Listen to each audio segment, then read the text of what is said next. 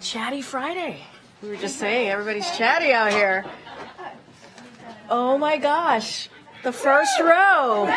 Let's give it up. Good luck to the ladies. Jojo, you have failed us in the second row. You have failed us in the second row. Almost. All right, with that, good afternoon. Happy Friday. Thank you for those who are able to show up in this wonderful winter storm in D.C. Have a couple of things at the top. So today we got more evidence that President Biden's economic plan is delivering results that more and more Americans are feeling. Consumer sentiments increased 13% this month, rising to its highest level in more than 2 years. In the last 2 months, sentiments has surged by 29%, the biggest 2-month jump in more than 30 years. It's clear Americans are starting to feel President Biden's strong economy. Wages have risen faster than inflation for 10 months in a row. The unemployment rate has remained below 4% for the longest stretch in 50 years. Inflation has fallen by about 2/3. We have more work to do, obviously, but we are on the right path. President Biden's agenda is a sharp contrast with congressional Republicans' plans to cut taxes for the wealthy and big corporations while raising health care and prescription drug costs for hard-working American families. And a few moments ago, I saw some of you have already been reporting this. The president signed the continuing resolution passed by bipartisan majorities in the House and Senate that prevents a needless shutdown, maintains current funding levels, and includes no extreme policies. Instead of wasting more time on partisan appropriation bills that violate the budget agreement 2/3 of them voted for last spring, House Republicans must finally do their jobs and work across the aisle to pass full-year funding bills that deliver for the American people and address urgent domestic and national security priorities by passing the president's supplemental request. Today, more good news. President Biden announced his administration is canceling debt for another 74,000 student borrowers across the country. With today's actions, the Biden-Harris administration has now canceled debts for 3.6 million Americans, and that's a big deal, as some will say around here, a big deal. Those receiving relief as a part of today's announcement include teachers, nurses, firefighters, and others who earn forgiveness after 10 years of public service. It also includes people who have been in repayment for 20 years but never got the relief that they earned. And in practical terms, it means that today, thanks to President Biden and this administration, millions of American families have a bit more breathing room to start a business, save for their kids' college, or buy their first home. From day one of this administration, the president vowed to improve the student loan system so that obtaining higher education provides Americans with opportunity and prosperity, not unimaginable burdens of student loan debt. The president will continue using every tool at his disposal to get student loan borrowers the relief they need to reach their dreams. Turning to this afternoon, the president's obviously his schedule this afternoon. The president knows that mayors get things done, and he is looking forward to welcoming bipartisan mayors attending the U.S. Conference of Mayors winter meeting to the White House later today. The president will highlight the ongoing partnership between federal and local governments to ensure communities across the country realize the full potential of investing in America agenda. The president will highlight the most significant investment in our nation's infrastructure in generations, the biggest investment in fighting climate change, progress preventing, reducing crime, our work to end homelessness, and much more. With that, we have the Admiral here, John Kirby, who's here to discuss the Middle East. Admiral, the podium's yours. Good afternoon, everybody.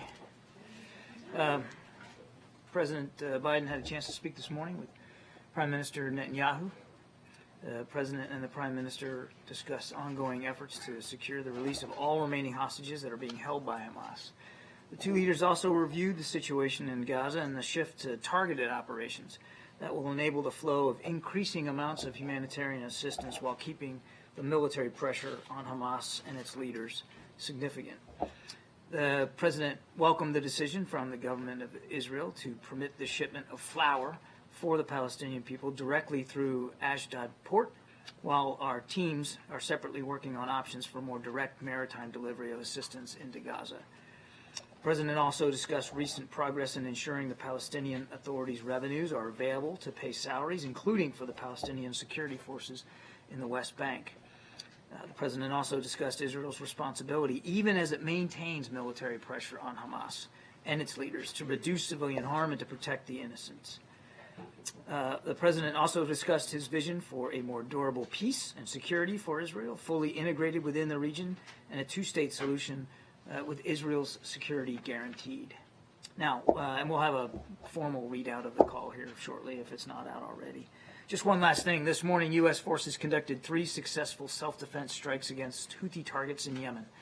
This is the 4th preemptive action that the U.S. military has taken in the past week against Houthi missile launchers that were ready to launch attacks. In this case, anti-ship missiles. CENTCOM, Central Command, will have more details on this a little bit later, but as you know, there are U.S. Navy ships in the Red Sea as well as international shipping. These actions were, I want to stress again, done in self-defense, but it also helps make safer international waters for both naval vessels as well as merchant shipping. Thank you. John, so the call with BD and the president today was the first since Christmas. Yes. Can you talk a little bit about why the delay, especially because they were talking so frequently over the fall? And then also on BD, does the president think a two-state solution is possible with BD in the office, given what he's said about it? On the modalities of the call and the frequencies, as I've said before, they will talk as appropriate. This was deemed by both leaders as the best opportunity for yet another call, Karine, and I have no doubt that there'll be additional calls going forward, clearly. The president still believes in the promise and the possibility of a two-state solution. Now, he recognizes that's going to take a lot of hard work. It's going to take a lot of leadership there in the region, particularly, on both sides of the issue. And the United States stands firmly committed to eventually seeing that outcome right now. And we're talking to them actively about post-conflict Gaza and what governance there needs to look like and the importance of an independent Palestinian state for long-term security, not just for the Palestinian people, but for the Israeli people as well. Currently, of course, we're rightly focused, as I said in the opening statement, on making sure Israel has what it continues to have what it needs to defend itself. Thanks, Karine. Thanks, John. So you continue to reiterate the administration's policy that you support a two-state solution. Senator Elizabeth Warren says that if Netanyahu opposes that, then we need to question why we are supporting the Netanyahu government. So why is the U.S. supporting a government that opposes U.S. policy? I'm not sure what the context means of supporting the government, but let's just take it. I'm going to assume it's meant in the context of this war they're fighting.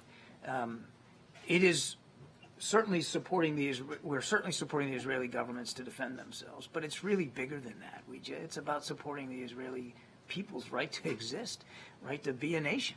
I mean, again, you don't have to look any further than the 2017 manifesto of Hamas to see what their ultimate plans are. They want to wipe the country off the face of the map. So we're defending Israel's right to defend itself.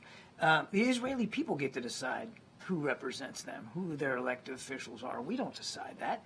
And we will always work with whoever the Israeli people decide to put into power and government. We'll always work with them, regardless of the differences, maybe on political issues.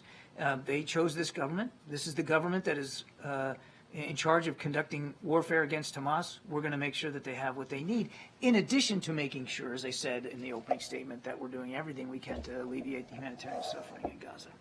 Warren's not alone in expressing these concerns. Is the president worried that, given what Netanyahu has said about opposing a Palestinian state, it could complicate the efforts to pass the supplemental? The president's under two things, and under no illusions of how elusive a two-state solution has been, and how much hard work there's going to be ahead for all of us to try to get there. On the supplemental, again, I don't want to negotiate here in public.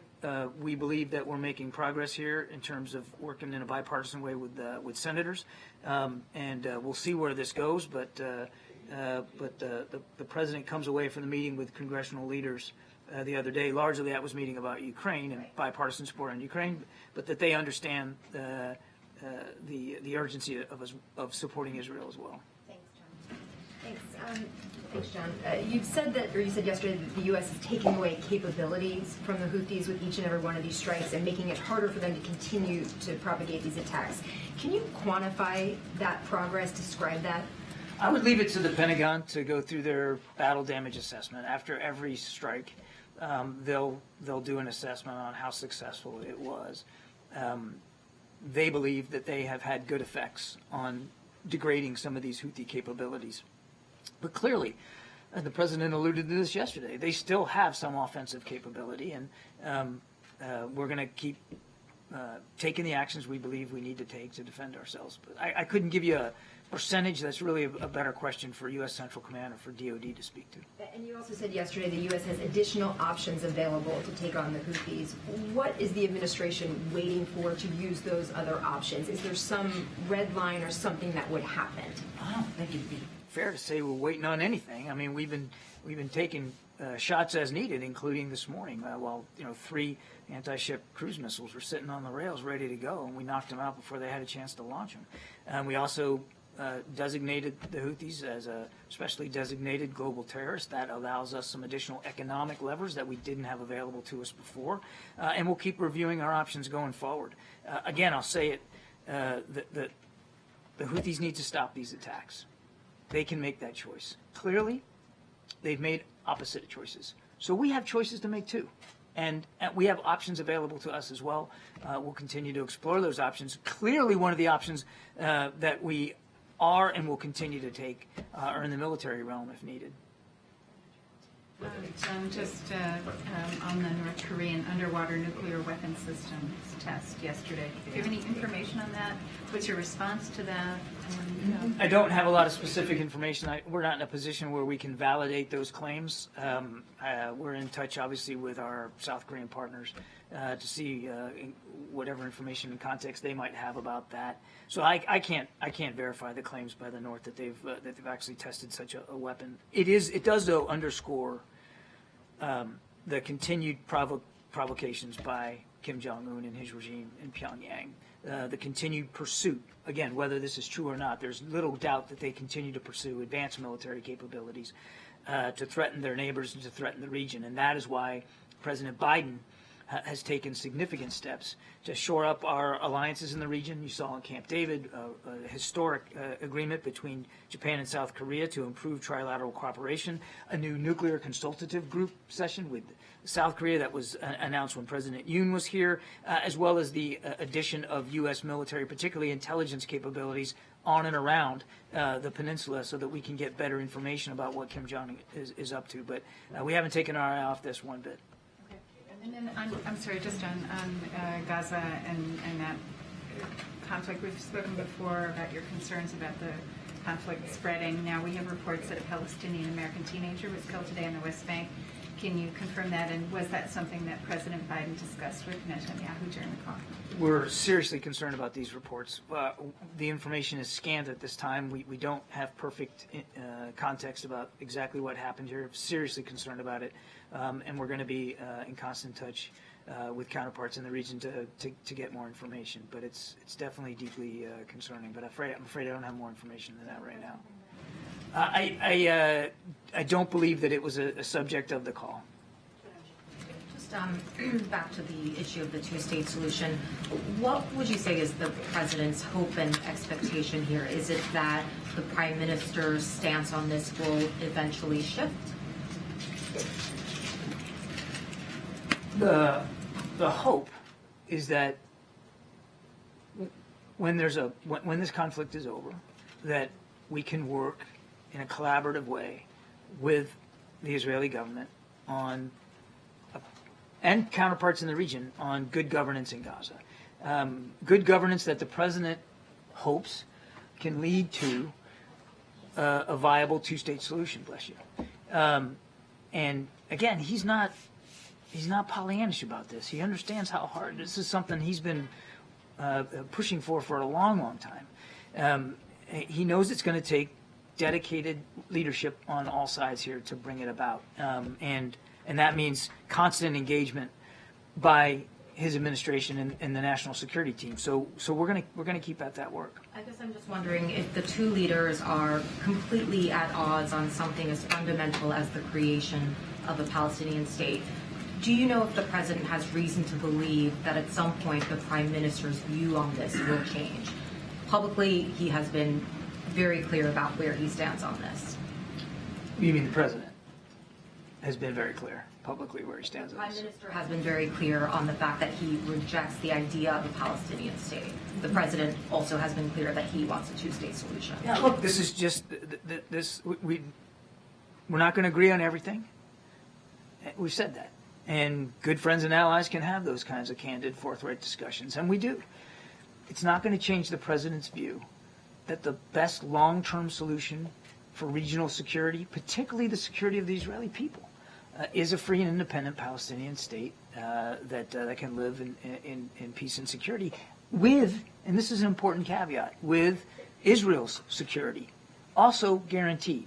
He still believes in that, and we're going to continue to talk to our Israeli counterparts. This isn't about trying to twist somebody's arm or force a change in their thinking. Prime Minister Netanyahu has made clear his concerns about that. President Biden has made clear his strong conviction that a two-state solution is still the right path ahead, and we're going to continue to make that case. So what is the overlap there? I guess, when the two leaders are having a conversation like their phone call today, what is it that the prime minister is saying to the president to indicate that gap can be bridged? I won't get into the prime minister's side of the conversation. I think that's better for his staff to speak to. All I can tell you is that the president reiterated his strong conviction in the viability of a two-state solution, understanding, of course, that we're not going to get there tomorrow, that there's an active conflict going on, and that we want to make sure Israel has what it needs to defend itself. But as we're talking about post-conflict Gaza, and we have been now for many, many weeks, you can't do that without also talking about the aspirations of the Palestinian people and what that needs to look like for them. And so we're going to continue to have those conversations.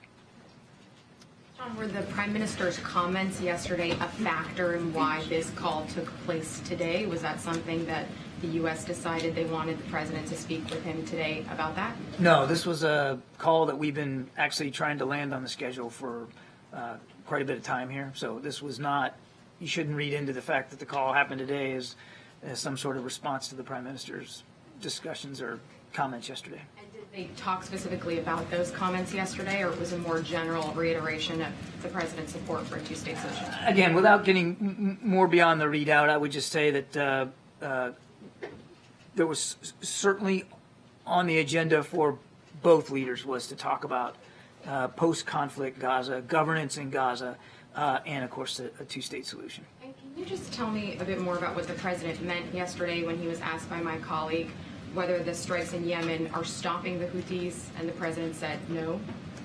I think, if you just look at what happened yesterday, it's pretty self-evident.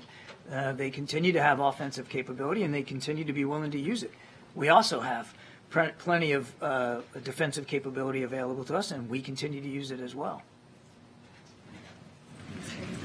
Did the president address Netanyahu's use of the phrase "from the river to the sea" in their conversation today? I know the White House has previously said that phrase is divisive. So, I'm not aware that specific phrase was discussed. do you condemn him using that phrase? Look, there's a connotation with that phrase. We've talked about this before, but when you use the phrase "river to the sea," it speaks basically to the mantra of Hamas and in their manifesto, where they basically describe the geographic bounds of what they believe to be Palestine. And if you look at it on the map, if you go look at the four corners that they describe it, it's basically the state of Israel. They just don't believe it should exist. So again, it's not a phrase that we recommend using, given because of that context. This wasn't Hamas. This was Netanyahu. I understand. I don't have anything more on that, and I certainly don't have anything more on the conversation to read out with respect to that. You had talked about the hard work it will take to kind of come to an agreement of sorts on a two-state solution. Can you outline what that kind of work and conversation would look like? Does this mean more calls between Biden and Bibi? How does he expect to? Well, I think there's certainly going to be more calls between the two leaders, and there'll be more conversations between our two teams. I mean, Secretary of State Blinken's been there, 4 or 5 times since the 7th of October, and I have every expectation he'll be back again as well. And we're going to continue to have discussions with the team across a range of issues. I understand that the two-state solution is the issue today because of the comments in the press here, but every discussion we're having in the region has a component of it about post-conflict Gaza and governance and what that looks like. And yes, of course, our continued interest in a two-state solution, but it also has to do with humanitarian assistance, with getting the hostages released, and making sure that Israel has the weapons and capabilities that it needs to defend itself. And I'll just end with this. I mean, prior to the 7th of October, as you all know, we were working closely with Israel and Saudi Arabia on a potential normalization deal. A normalization deal that the president believes Hamas was also aware of, and certainly could have been a contributing factor to the violence that they visited on the Israeli people on the 7th. Bless you. I lost my train of thought. But the point is, we're still having discussions with counterparts about that normalization, and we've gotten some positive feedback, even from Saudi Arabia, about what that could look like going forward as a part of that normalization. Should we be able to get there, and we were making progress before the 7th.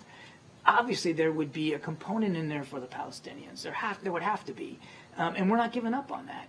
And if you're able to get to that normalization, that could be a significant milestone in overcoming some of the challenges of a two-state solution. Did the president in his call today with Netanyahu express any concern about Netanyahu continuing to say that he doesn't stand for a two-state solution?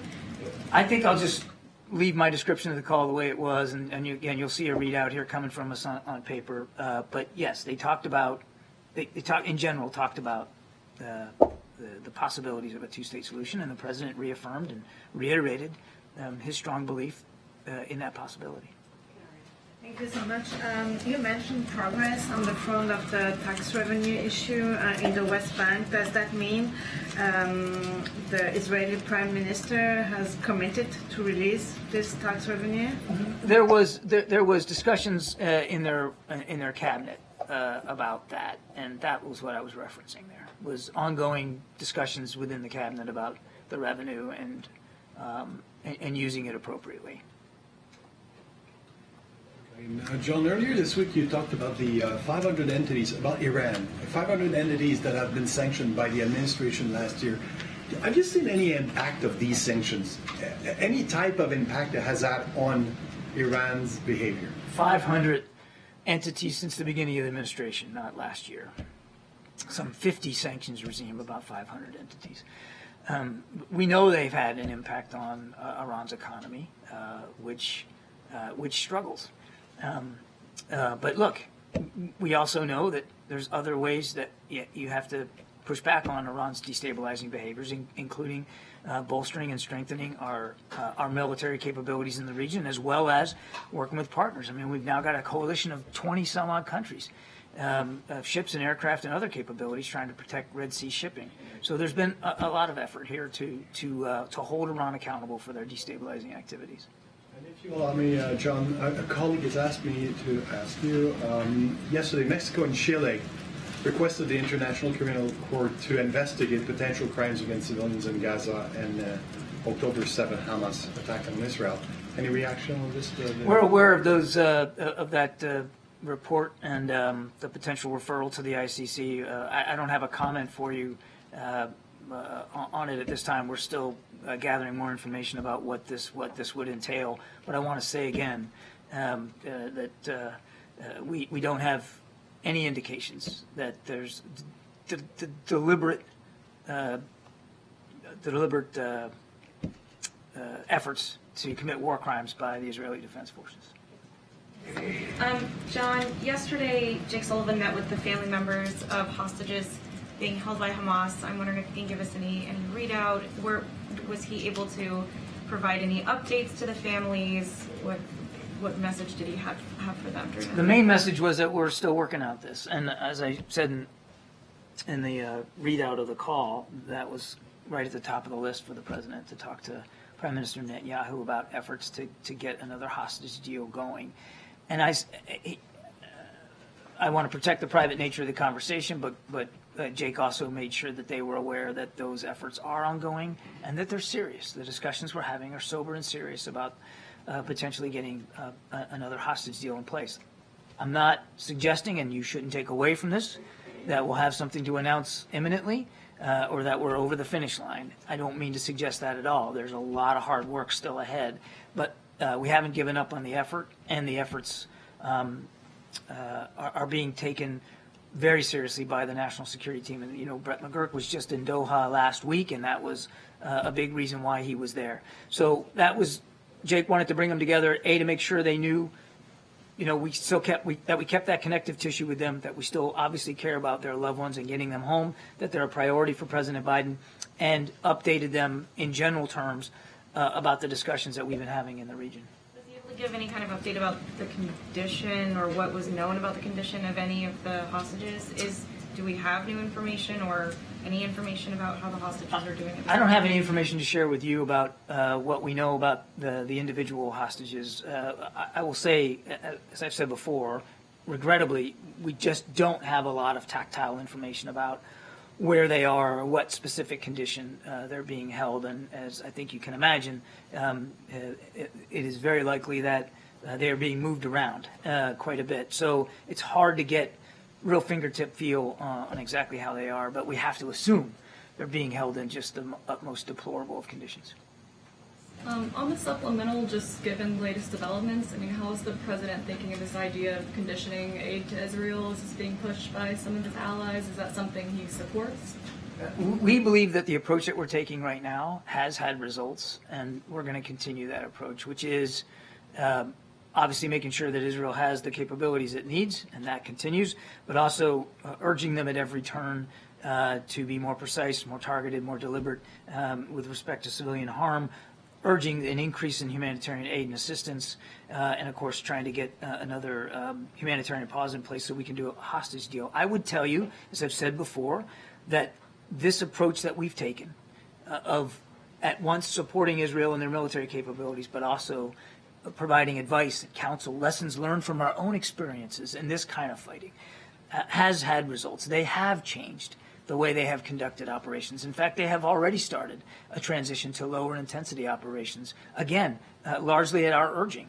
They opened up Kerem Shalom, a second gate of humanitarian assistance, largely at our urging. So the president's continued discussions with Prime Minister Netanyahu and at lower levels across our team has had results. Thank you, Karine. John, am I correct to understand that the president believes there is wiggle room in the prime minister's position in opposing Palestinian statehood? And what is the president prepared to offer beyond pushing for a Saudi-Israel normalization deal to convince the prime minister to accept the two-state solution? The prime minister should speak to his own headspace when it comes to that. And of course, he's talked publicly about a two-state solution. All I can do is say what I've said before. The president still believes in the promise and possibility of that. He believes it's going to take hard work and leadership. He's willing to put his shoulder to the wheel for that eventual outcome. At the same time, we've got to make sure that they have what they need to defend themselves and we get humanitarian assistance in. And I'm sorry, your second question was? What is he prepared to offer, whether it's a carrot or a stick in terms of trying to persuade the prime minister to go in line with U.S. policy? Well, I'm certainly not going to negotiate here from the podium about a two-state solution. It is something that remains his policy, his desire to see it. We're going to continue to push for that. Okay. And Jordan says that Israel targeted their field hospital in Khan Yunis today, injuring one patient and a staff. Can you confirm this? I cannot. And one more. Does the administration believe that the Houthis will stop their attacks if there is a ceasefire in Gaza, and does that play a factor into the calculus of I think pushing? you got to take anything the Houthis say with a big grain of salt. We're not taking what they say to the bank, and this idea that this is somehow about Gaza just doesn't square with the facts. I mean, that most of the ships that they're going after have nothing to do with Israel. So we're not taking anything at face value. They need to stop these attacks. We've got capabilities available to us to use it if we have to. Just to clarify, what's happening in the Red Sea, the attacks from the Houthis, does not play a factor into the calculus of whether or not you're pushing Israel for a ceasefire? No. Thank you. Thanks a lot. Thanks, John. On Ecuador, is the U.S. and the President considering ramping up to military assistance to Ecuador as it confronts these violent drug gangs? I'm aware of no such plans to do that. The U.S. had an inaugural working group on defense issues with Ecuador last year. Is the President wanting to ramp up that cooperation? I'm aware of no such plans. All right. Thank you, Karine. Thank you, John. 2 questions. First, does the President plan similar calls as he had with Prime Minister Netanyahu with President al-Sisi of Egypt and Crown Prince Mohammed bin Salman in Saudi Arabia? I have little doubt that there'll be additional conversations with both those leaders, as well as I suppose King Abdullah of Jordan as well. But I don't have anything on the schedule to speak to today. The other question is that before he was inaugurated, President Arevalo of Guatemala came to the U.S. and met with Jake Sullivan and others in the National Security Council. I believe he had a call from the President before he was sworn in. Is the administration discussing an apology for the 1954 coup in Guatemala come this June on its 60th anniversary? Not that I'm aware of. Thank you.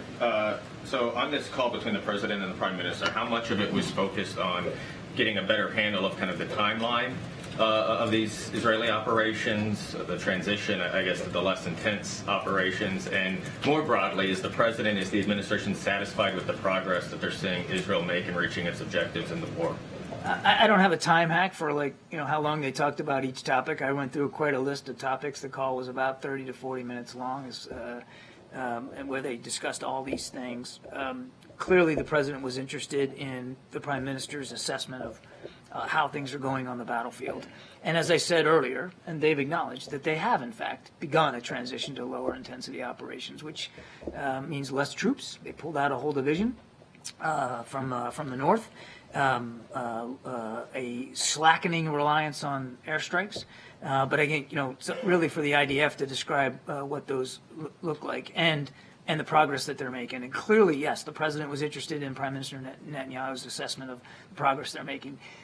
I won't divulge that. That's really for the IDF to speak to. But they have, in general, in their press conferences, talked about the pressure that they've been putting on leaders of Hamas and the numbers of leaders that they've been able to take off the battlefield and the resources and, quite frankly, underground architecture that they've been able to take away and degrade.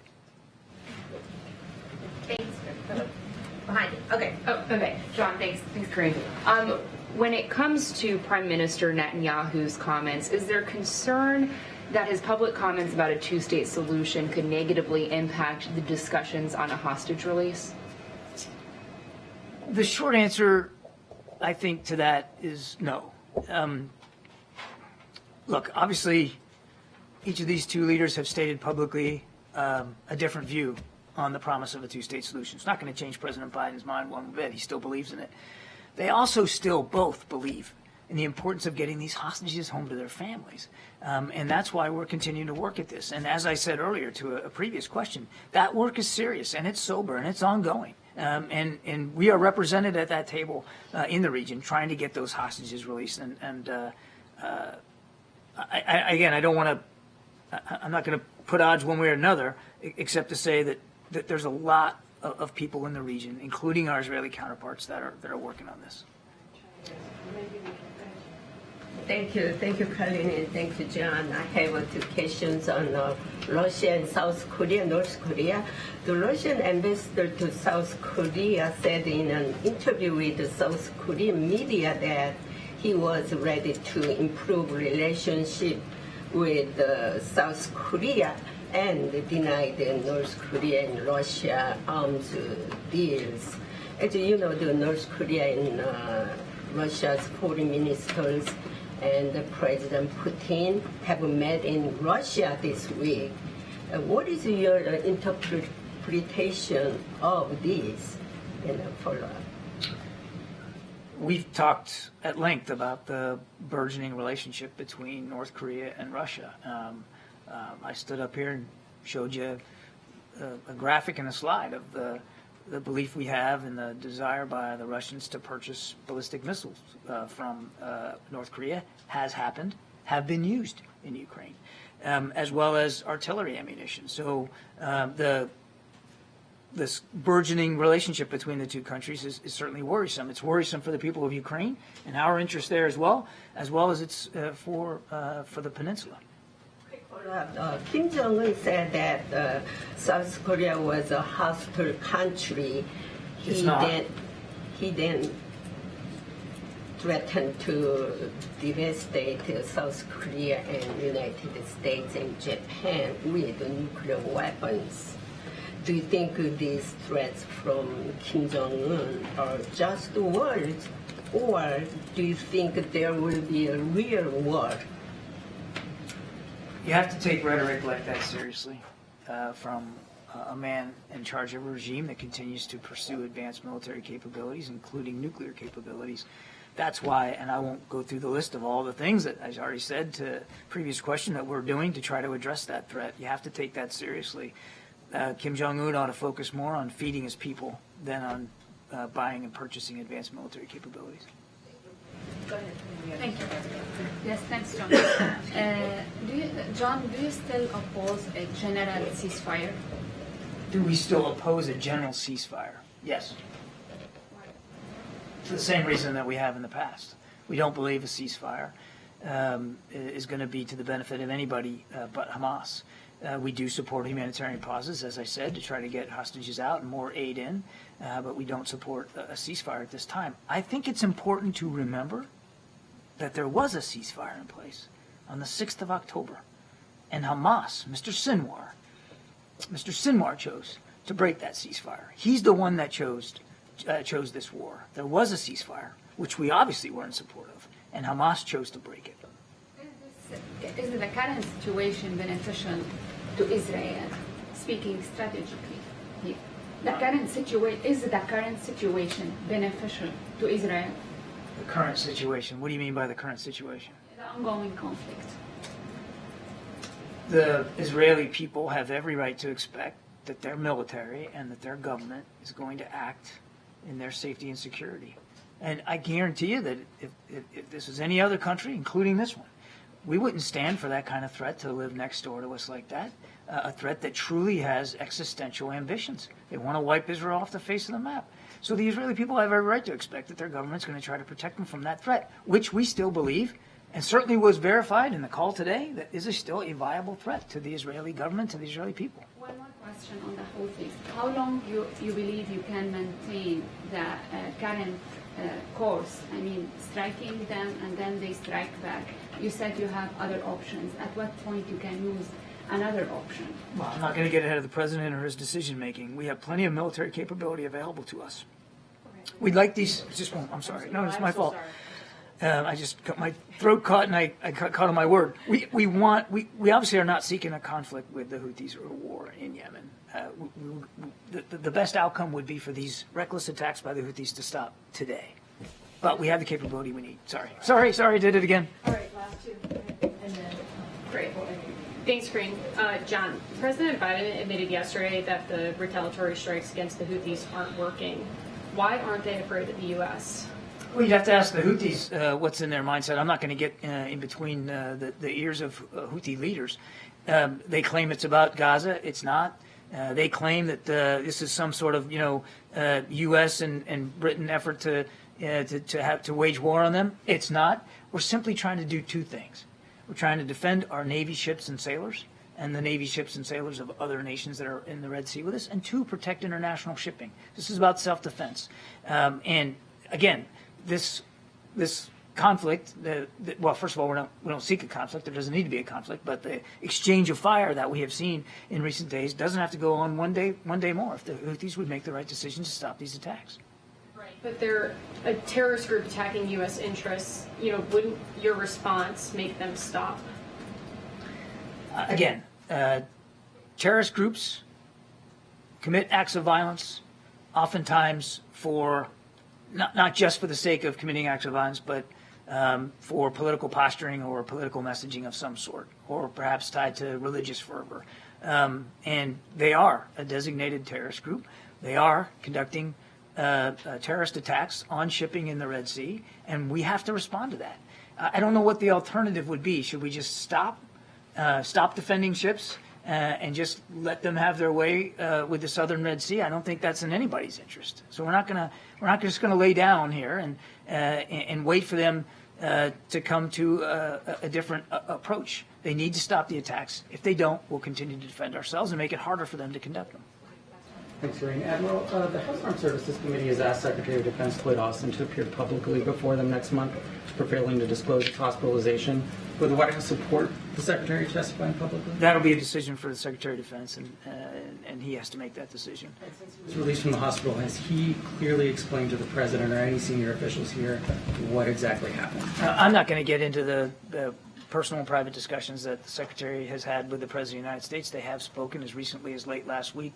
And as you heard the President say himself, he has full trust and confidence in Secretary Austin and his leadership at the Pentagon, and that will continue. Thank you so much. Thank you. Appreciate it. Have a great weekend. All right, Colleen. Thank you. So I wanted to ask about the Uvalde report yesterday. The president had said that he hadn't seen the full findings, but that he wasn't sure that there was criminal liability. So a couple things. I wondered if he had time to look through the full findings and if his opinion has changed at all. And then also, if not, is there another way that law enforcement should be held accountable for the failures? So there's a couple of things I want to say about that. The DOJ's report, which is what you're obviously referring to, Colleen, shows that there were multiple points of failure with the law enforcement response in Uvalde. And so we can only imagine how this news adds to the heartbreaking Uvalde families, how they're feeling. And certainly as a mom myself, this is one of those days that you wish never ever happens and you don't want to imagine.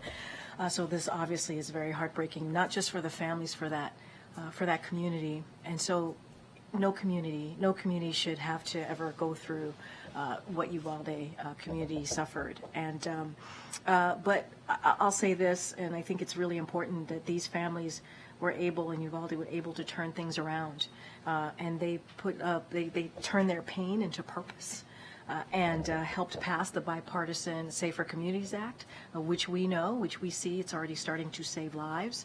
And so while the president is going to continue to take to do everything that he can through executive action to protect communities from gun violence, he's not going to stop to ask Congress to do something. You hear me say that, you hear him say that often. They need to do something to stop this epidemic of gun violence. And so we've been very clear. We need universal background checks, a national red flag law.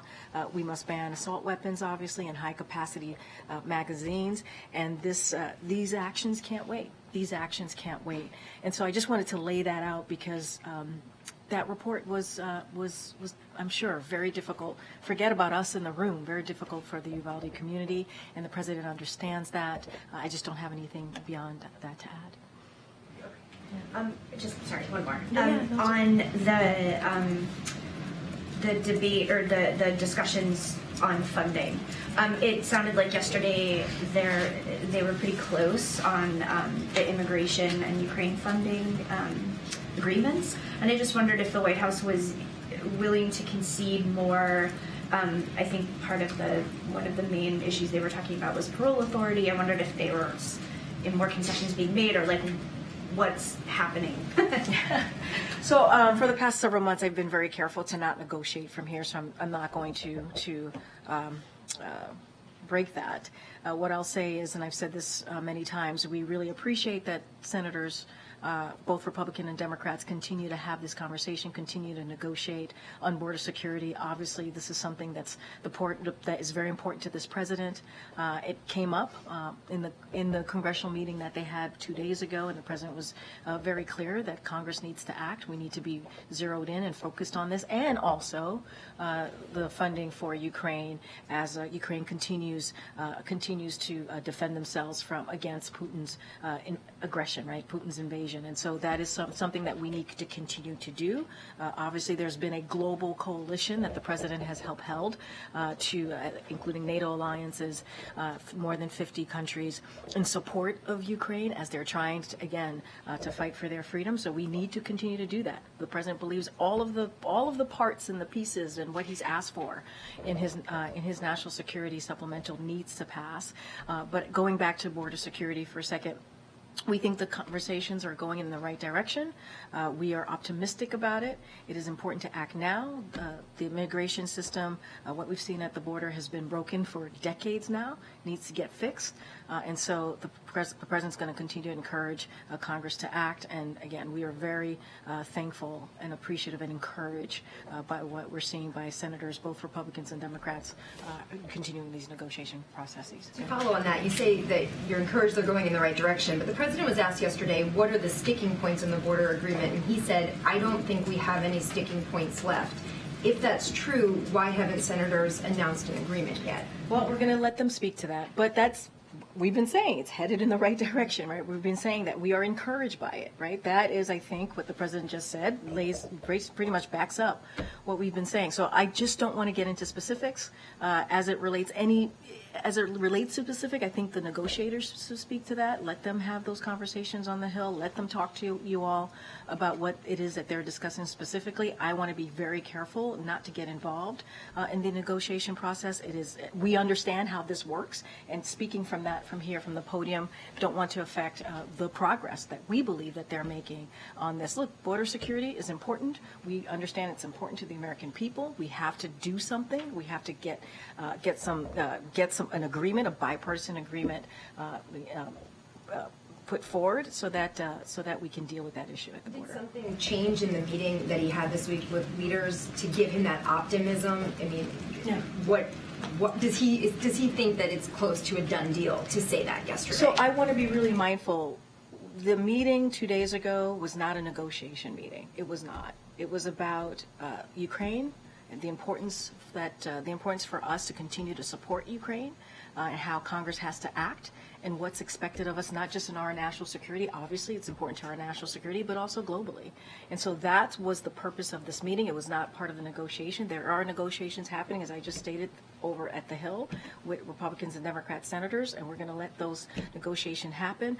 What the president wanted to be really clear about is the importance into continuing to support Ukraine as they defend themselves. As you know, National Security Advisor Jake Sullivan and DNI Avril Haines were part of that meeting. They laid out some examples of the consequences for Ukraine on the battlefield, and so that is what the conversation was about. Obviously, and as you all heard from some of these congressional leaders, they brought up the border security was discussed, but it was not in a negotiation meeting.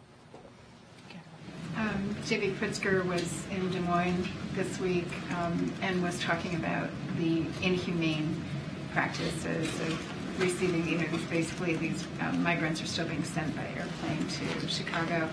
I think the total number is 30,000 shipped to Chicago alone, and the mayors are meeting in town. They're certainly going to ask for more resources. What can the federal government do to help cities like Chicago that are really struggling with this, especially given the subarctic temperatures that we're seeing right now? And you've heard me say this very recently about how those actions that are being taken by Republican leadership is inhumane and is demoralizing. And it doesn't lead to the safety of communities here. And so we've called that out, and we'll continue to do that. And I've spoken to this already, but I'll lay it out a little bit more. During the last year, what our administration was able to do in corroboration with states and cities across the country, we launched this one-stop shop clinics to help eligible non-citizens get working permits and decompress the respective shelter system. That was something that local leaders and state leaders asked for, and so we were able to obviously work in collaboration in getting that done. To date, these clinics have served more than 10,000 people, so they've been effective.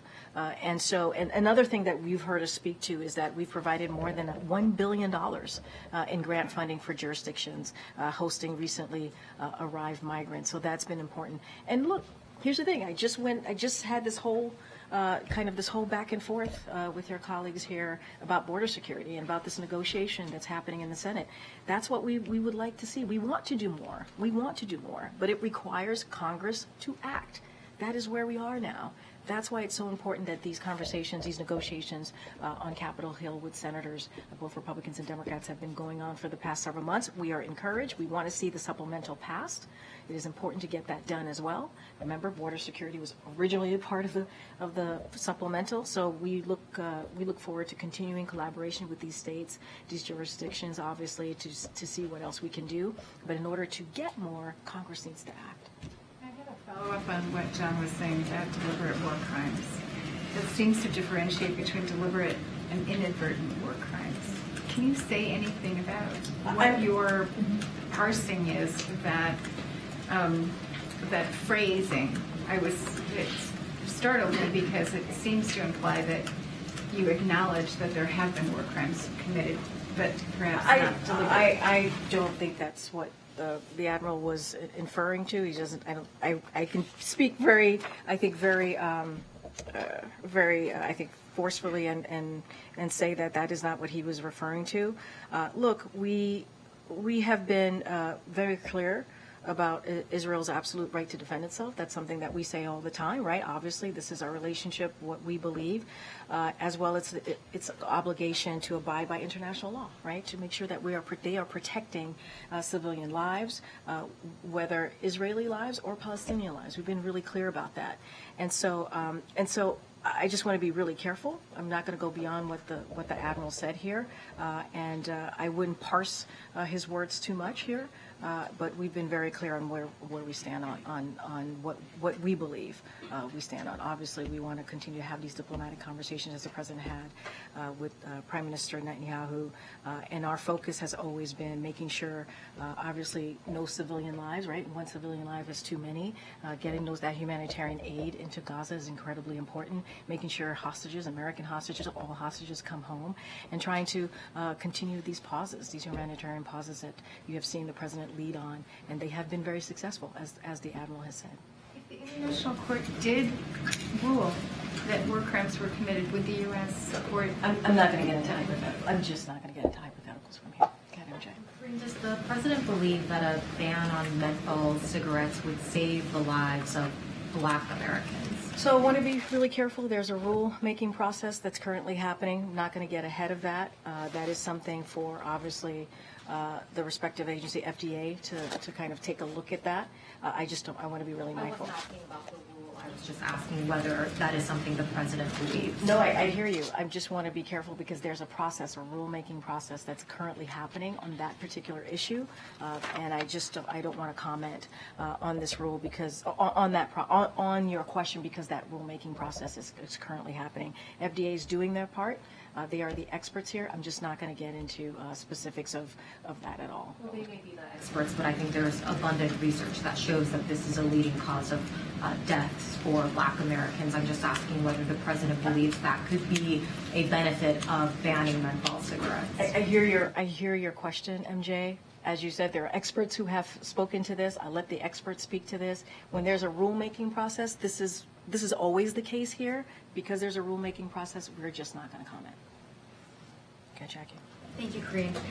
What is the administration's response to the 14 House Democrats who voted with Republicans the other day to denounce the, quote, open borders policies of the Biden administration?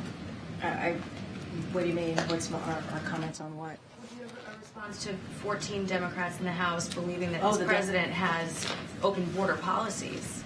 Look, we've been very clear. We want to deal with what's going on at the border. That's why we're having these conversations, these negotiations in the Senate with Republicans and Democrats. The president understands that this is an issue that matters to the American people. And we feel like those conversations that are happening, those negotiations are headed in the right direction.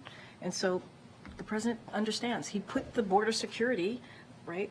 That's part of the supplemental. His request on funding for border security was part of that national security ask, that emergency ask. So we believe we need to do more. The president understands we need to do more. And we see Republicans and Democrats in Senate want to do more. Is it still the position of the administration that the border is secure? Our position is that we need to do more at the border. We have to do more at the border. That's why these negotiations are currently happening. That's our position. And is it the position of the administration that the efforts to impeach Secretary Mayorkas are unconstitutional? What we believe is that what House Republicans are doing is playing political games. That's what we believe. And they're not doing their jobs, the jobs that the American people want them to be doing. And let's not forget, they won't even let Secretary Mayorkas even testify. They want to impeach him, but they're not even allowing him to testify. And so it is shameful. That's what we believe. It is shameful. And what we'd encourage these House Republicans to do, and this is something that we saw coming out of the midterms in 2022, American people want to see Republicans and Democrats working together to deliver for them, to address the issues that matter. That's what we would rather see. On the constitutionality portion, though, I saw that there was a memo that came out that was touting this open letter from constitutional law professors making the argument that impeachment based on policy disagreements is unconstitutional. Is that the approach the administration is taking to What this? letter are you speaking to? There was an Ian Sams memo that went out, and it was included an open letter from a number of constitutional law professors who were arguing that impeaching a cabinet secretary on the basis of policy disagreements is forbidden in the Constitution. Well, I'm going to let my colleagues' letter stand for itself. I've been very clear on how we feel and what we think about these impeachment proceedings, and a proceeding that is not even allowing Secretary Mayorkas to testify. I'm just trying to gather, though, because it came to us from the White House, obviously, that is this something that the administration is going to fight in court on a constitutional basis, that this is not something that could happen? Yeah, and I will say I'm going to let my White House colleagues at the counsel's office respond to that. A month ago today, when you were asked about whether the White House had any regrets about linking Ukraine aid with border funding, you said no, not at all. I wanted to know if that was still the case today. Does the White House have any regrets about this strategy? No, not at all, because both of those things are important to the president. They are emergency requests. That's why he included it in the supplemental, and we believe all of it needs to move forward. And then just very quickly on student loans, there has been some Republican criticism from people like Senator Bill Cassidy, Congresswoman Virginia Foxx, specifically saying that the president is pandering in this election year, trying to buy votes with these kinds of moves on student loans. There have been other lawmakers who've echoed something similar, saying it's not fair for Americans who didn't go to college to have to pay for those who racked up too much debt. What is the White House response to that? No, we've heard that rhetoric many times before. That's nothing new, what you laid out to me. Look, the president made a promise that he would do everything that he can to take action to give American families a little bit of a breathing room, and that's related to student debt as well. And you heard at the top when I laid out that folks should not have to be crushed by student debt to be able to start a family, to be able to buy a home, right? And so this is what we've seen over the past several decades, and the president has been very clear. He's going to do everything that he can to give people a little bit more breathing room, to give people, make sure he lower cost for folks, and that's what we're seeing, right? We're seeing that from an array of folks just across the spectrum. And so I've heard those comments. That is not something that the president believes. The president believes that is important. You got to remember, this is a president who grew up in a middle-class family, who knows what it's like to sit around a kitchen table and try to figure out which bill are you going to pay. Are you going to pay that medical bill? Are you going to be able to pay that medical bill? Are you going to be able to put food on the table? Are you going to be able to pay the tuition for your kid that's going to college? And these are difficult conversations that American families have every month. And so if the president can do something to give families a little bit of dignity, a little bit of an opportunity to really be part of a growing economy, be part of the middle class, he's going to take that action. Sabrina. Thanks, Karine. When the president was asked yesterday about Arab Americans not wanting to vote for him over Gaza, his response was to point to former President Trump's travel ban on Muslim-majority nations. Putting aside for a moment that most Arab Americans are Christian, is that the bar here, that his predecessor and likely opponent wants to ban Muslims and President Biden doesn't? And how does that relate to the substance of their criticism of Gaza? So look, I want to be really careful because there's a mix of upcoming election in your question in 2024. Look, I would look at and I really want to be mindful here and careful, I think what the president was doing was trying to give a reminder of where we were before, right? What it looked like before in the last 4 years in the last administration. You have a president that has been very clear in protecting Arab Americans or any communities that are under attack, any communities that have felt left behind. And so he is, I think his record and what he's been trying to do for folks here in this country, all communities, including the Arab American community, is very, very clear. And so I think it was a question that he was asked. He answered it very quickly. It probably, he thought of it as obviously asked in a political way. And so that's where he went. But I just also want to be super careful because this is an upcoming election. And then away from the campaign then, since the conflict began, the president has sat down with Muslim leaders only once that we know of, on October 26th, and there was only one Palestinian American who was present for that meeting. Why has the president not met or engaged more directly with Palestinian American leaders in the more than 3 months since this conflict began? Well, as you just stated in the top of your question, he has had direct conversation with and leaders in the respective communities. His team has stayed in touch with members and leaders of those respective communities, as you just laid out, Arab Americans and Muslim Americans as well. And so those conversations are obviously very important. I don't have anything to read out or lay out of any upcoming discussions with those leaders in those communities. But he's had direct conversation. He's had listened to them. Those were private conversations. We try not to read out specifically what was discussed. But obviously the president and his team has been in regular communications. Monday is obviously the anniversary of Roe v. Wade. Do you have any preview of what the president plans to do to mark the day? Yeah. So as you know, the campaign made an announcement of the 4 principals here. The president, the vice president, the first lady, and the second gentleman are going to do an event on Tuesday and touch on Roe v. Wade. I would refer you to them on exactly what that's going to look like. And the vice president's going to do a tour specifically focusing on Roe v. Wade. So certainly would refer you to the vice president's office, and certainly we'll have more to share on that. All right, I'm being told to wrap it. Go ahead, Sarah. Thanks, Karine. On Wednesday, when you were asked about ahead of the meeting, Speaker Johnson's HR tour bust position, you had said Speaker Johnson's not the only congressman in the room. He's held to this hardline position, but was there any indication from House members who were present in the meeting or in other conversations that have been had with House members that there is a possibility of them taking on a Senate-passed agreement? Like if an agreement were to be reached and passed in the Senate, has he gotten any kind of assurances that the House would take that on? I will say, I think there was broad agreement in the room in that meeting that they needed to deal with Ukraine and also the border. So there was a broad agreement there. I'm not going to get into specifics on how that would look like, but I think that's important. If both Republicans and Democrats in that meeting are saying, yes, we need to deal with this, we need to figure out how to make sure we support Ukraine, we need to figure out how to make sure we deal with the border security, I think that's important. And so that is what we were able to get out of that meeting as well, that type of understanding of addressing those two things. But is he optimistic that even if the Senate is able to come to an agreement, that it would be taken on and passed in the House? I mean, look, I'll say this, I'll add to this. It was a balanced and constructive conversation. That's what we saw, that's what happened. And there was, again, broad agreement to certainly deal with making sure Ukraine gets the funding that they need, making sure that we deal with border security. So that is the two important things that came out of that meeting.